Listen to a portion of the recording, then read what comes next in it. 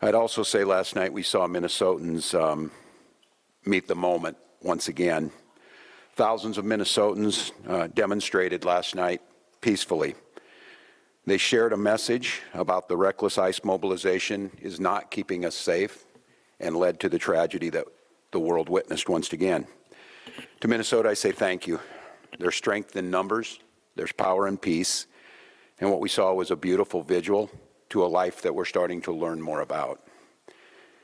And I will let those that want to push out false narratives, to slander or defame Renee Good, Minnesotans will tell her life story. Minnesotans will be there to defend her honor and see this as a human being, not a moment in time or the callous casualness that I've watched some people on TV gloss over what they saw. We've also spent a lot of time talking last 24 hours about accountability. That means no function of government operates with impunity. It means when someone's in a position of authority and they commit any act that impacts our people, there has to be another place to turn to get justice. Checks and balances. Basic idea, the center of the formation of our country. It's the only measure that protects us from the abuse of government or federal overreach or tyrannical government. Yesterday, the Minnesota Bureau of Criminal Apprehension, the BCA, spent the day yesterday attempting to get that accountability. We have learned that the Trump administration has now denied the state that ability to participate in the investigation. And I just want to make this as clear as possible to everyone. Minnesota must be part of this investigation.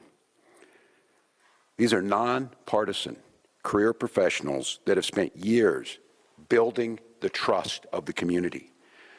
There's a BCA Force Investigations Unit that was created by the legislature, by the people of Minnesota, to provide an independent, consistent, and trusted mechanism for investigating the use of force incidents involving law enforcement officers.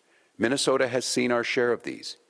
And what you've seen is, and I have witnessed it during my time, that these professionals have risen to the moment. They are trusted by people. People who are not by inclination trusting of law enforcement or government have come to see the professionals at the BCA as true arbitrators that can get them justice. The unit is the result of years of scrutiny, public engagement, and bipartisan legislative action. Minnesotans have made it clear time and again they expect transparency through this process where a police officer uses deadly force. The BCA, Commissioner, Superintendent Evans, have earned that trust by delivering on that expectation. I think it's clear to everyone as they saw this that it feels now that Minnesota has been taken out of the investigation. It feels very, very difficult that we will get a fair outcome. And I say that only because people in positions of power have already passed judgment, from the president to the vice president to Kristi Noem, have stood and told you things that are verifiably false, verifiably inaccurate. They have determined the character of a 37-year-old mom that they didn't even don't know. They've determined that the actions are done. I don't know. I've not used inflammatory terms of what happened. I've asked us to find the answers. The only way we find the answers is a thorough investigation by nonpartisan professionals. We've delivered that. We've been able to do it. We've earned the trust. And when I say that, the trust of BCA, and I tell Minnesotans the trust of law enforcement here. Everyone knows, globally, certainly here, that George Floyd, who was murdered a few blocks from this site, tore at the soul of who we were. But we healed, we built back trust. Chief Brian O'Hara came in and took one of the most difficult jobs in America of building back trust in the police force in Minneapolis after Derek Chauvin murdered George Floyd.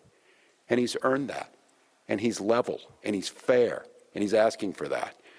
And so, Minnesotans, I will continue to press that we be part of the investigation, that we do the investigation, so that Minnesotans can trust what the outcome is. I don't have a predetermined notion.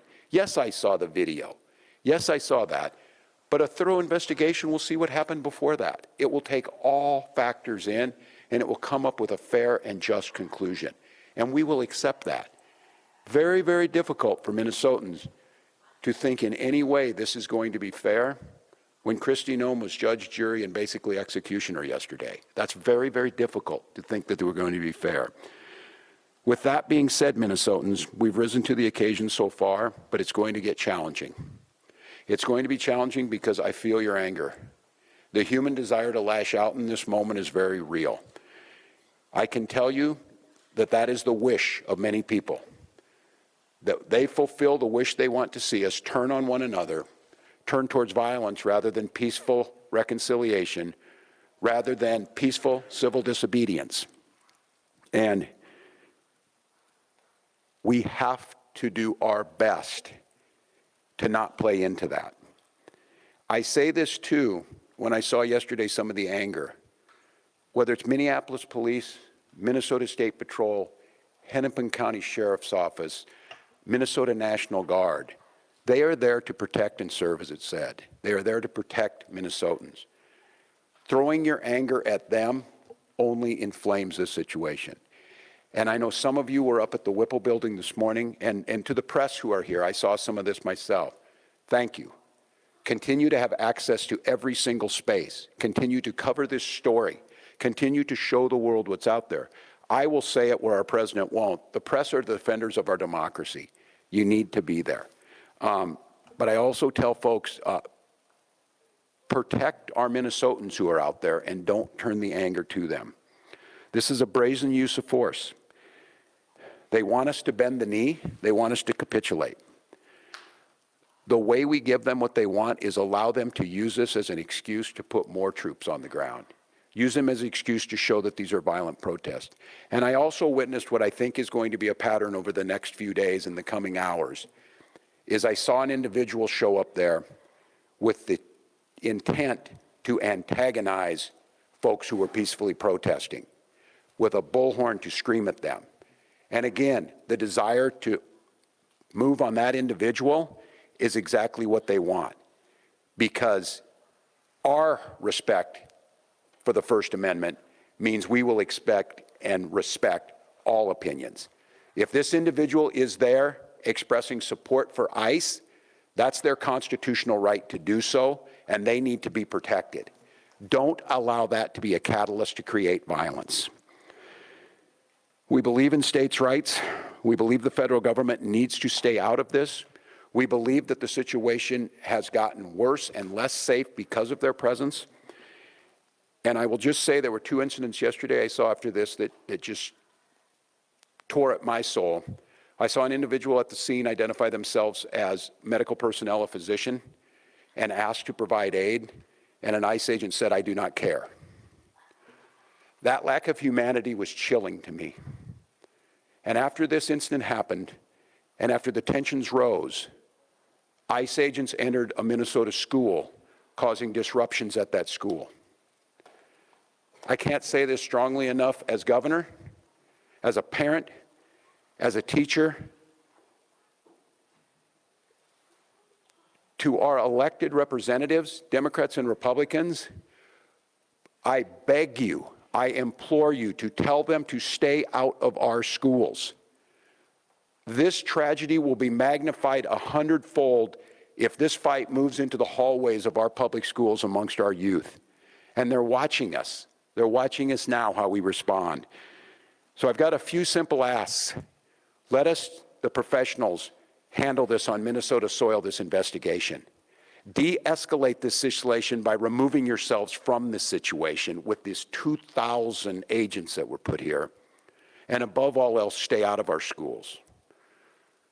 I'd like to ask you to care, but that might be a step too far for some people. But I know Minnesotans care.